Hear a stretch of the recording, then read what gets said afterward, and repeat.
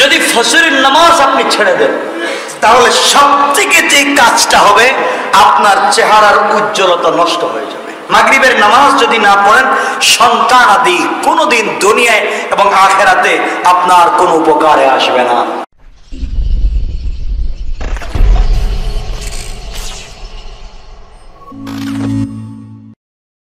এখন আমি বলি কোন ওয়াক্তের নামাজ না পড়লে কি হতে পারে। যদি ফজরের নামাজ আপনি ছেড়ে দেন, যদি ফজরের নামাজ আপনি ছেড়ে দেন তাহলে সবথেকে যে কাজটা হবে আপনার চেহারার উজ্জ্বলতা নষ্ট হয়ে যাবে।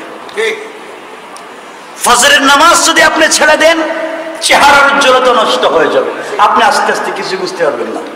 আপনি তখন যত ধরনের ক্রিম আছে পৃথিবীর সব লাগাইবেন, দেখবেন কাজ হইতেছে অনিচ্ছাকৃত ভাবে। অনিচ্ছাকৃত একদিন নষ্ট হয়ে গেছে, দুদিন হয়ে গেছে, নামাজই পড়তে চায় না। যদি আপনি ফজরের নামাজ ছেড়ে দেন দুটা সমস্যা হবে। একটা হচ্ছে চেহারার উজ্জ্বলতা নষ্ট হয়ে যাবে, সারাদিন গাদার মতো কাজ করবেন, খাবারে কোনো বরকত পাবেন না, খাবারে কোনো বরকত পাবেন না। দুই, তিন নাম্বার হচ্ছে আপনি যা পেটে খাবেন কিছুক্ষণ পরে দেখবেন খিদে লাগতেছে, কিরে এই খাইলাম না 2 মিনিট আগে, আবার লাগতেছে কেন? আপনি যে খাচ্ছেন ঠিকই, ডাইজেস্ট হচ্ছে, কিন্তু বরকত হচ্ছে না। অথচ সাহাবায়ে কেরাম এক টুকরা খেজুর খেয়ে রাতের পর রাত দিনের পর দিন জিহাদ করেছে না করেন নাই? এক টুকরা খেজুর খেয়ে জিহাদ করেছেন, আর আপনি 3 প্লেট খাওয়ার পর হুজুর নামাজ পড়তে পারতেছি না, একটু কষ্ট হচ্ছে, পেটটা খালি। তো কয় প্লেট খাইলে আপনি নামাজ পড়তে পারবেন? ফজরের নামাজ পড়বো তো ইনশাআল্লাহ, সবাই এক বাক্যে বলি ইনশাআল্লাহ। 2 নাম্বার, জোহরের নামাজ যদি আপনি না পড়েন তাহলে রুজির মধ্যে আপনার বরকত নাই, বাচ্চাদের রুজিতে বরকত নাই, পরিবারে বরকত নাই। 2 নাম্বার, যদি জোহরের নামাজ না পড়েন রুজিতে কোনো বরকত নাই। আপনি দেখবেন মাসে বেতন পাইছেন 30,000 টাকা, এই মাস শেষে দেখা যায় 35,000 টাকা ঋণ আছে না? আছে। বেতন পাইছেন 20,000, মাস শেষে দেখবেন আরো 25,000 ঋণ। আর হুজুরদের বেতন 4,000, মাস শেষে দেখা যায় 10,000 পকেটে আছে। এত আস্তে কইলেন কেন? আপনারা চিন্তা করতেছেন তাইলে কম দিই নাকি হুজুরদেরকে? এটা ঠকানি, ঠকানি। কম দিবেন না, বেশি দিবেন, বরকত হয়ে যাবে। আপনি 50,000 টাকা বেতনে চাকরি করেন কিন্তু মাস শেষে একটা সুন্দর শার্ট নিতে পারেন না, পকেটে টাকা নাই। আর হুজুরে পায় 4,000, ওর পরনের পাঞ্জাবির দাম 2,000। মিথ্যা বলতেছি? আমি কি সব মিথ্যা কথা বলতেছি? বরকত দিচ্ছেন কে? আপনি জোহরের নামাজের পাবন্দি করেন। 3 নাম্বার, আসরের নামাজ যদি আপনি না পড়েন শরীরের শক্তি কমে যাবে, আপনি দুর্বল মনে হবে, আপনি নিজেকে দুর্বল ভাববেন। কিরে দুর্বলতা পাচ্ছে কেন? মনে হবে আপনি আসরের নামাজকে ছেড়ে দিচ্ছেন।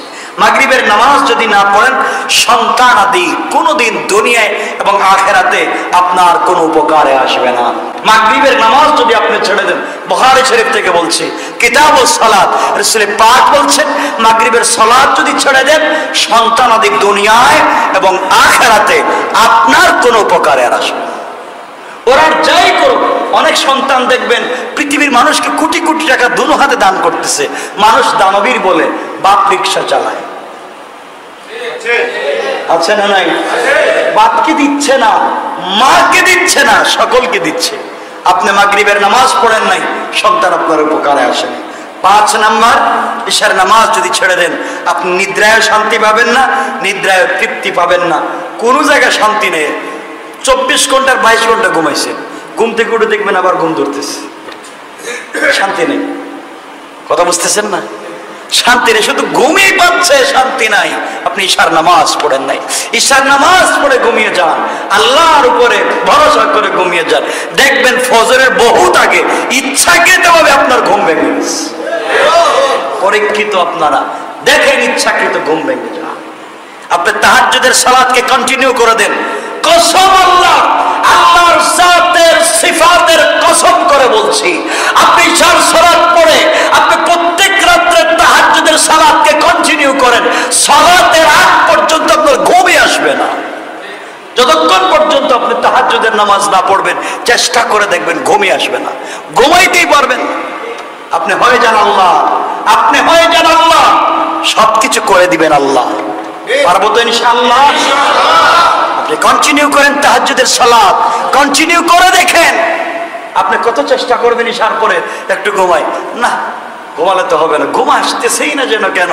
তাহাজ্জুদ বাকি আছে, তাহাজ্জুদ বাকি আছে। আর কিছু লোক দেখবেন তাহাজ্জুদের সালাত শেষ করে দোয়ায় মোনাজাতে ঘুম পাচ্ছে, পাচ্ছে না? আল্লাহ বলছেন বরকত দিচ্ছেন, বরকত।